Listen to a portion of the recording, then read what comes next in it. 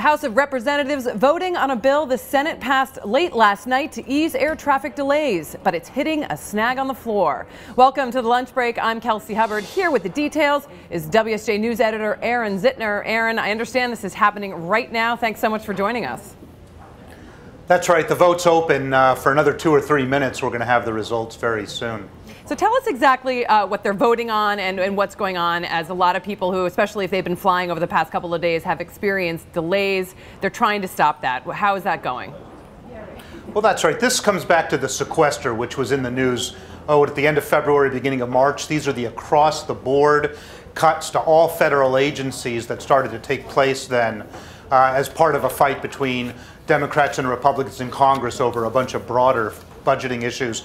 So these cuts started to take place, and now they've hit the FAA, and the FAA, to deal with these required cuts, last week started to furlough air traffic controllers. Once they did that, delays started to ripple through the air traffic system, and Congress started to hear about it. So Congress is now trying to figure out what kind of action they could or should take to reverse these furloughs of air traffic controllers and ease the delays in the air traffic system. And Aaron, this has been sort of a political football, because there's been some argument that, in fact, the FAA did have a little bit more discretion than they said they did in determining how these cuts would be implemented, and that they sort of wanted the public to feel a little pain to maybe be able to place blame for these sequester cuts. How is that playing into what's happening on the floor and this vote right now?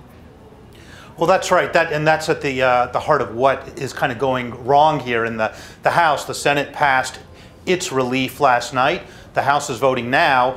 Because of a procedural reason, they need 2/3 vote. Next week, Congress is in recess, and a lot of members have left town. So you need 2/3 of some unknown number of members who are still in town to vote on this thing. And the fight is this. Democrats want to eliminate the entire sequester, make up the money that was cut, and give relief to all kinds of federal agencies. They say, look, homeless people need money that was cut, AIDS patients need money that was cut, Head Start parents need money that was cut. Why are we giving relief to people who are wealthy enough to afford air travel without taking care of everybody? Republicans and many Democrats are saying, no, we have a targeted problem, let's give it targeted relief and worry about the other agencies later. So what are some of the solutions that they're coming up with to perhaps resolve these issues in the near term to get these delays taken care of? Well, the people who want a targeted approach that just speaks to allowing the FAA to bring back more air traffic controllers and take them off furlough it's a matter as simple as allowing the FAA the legal authority to move money internally among accounts. So they would take money from some kind of airport construction accounts and move it into a staffing account.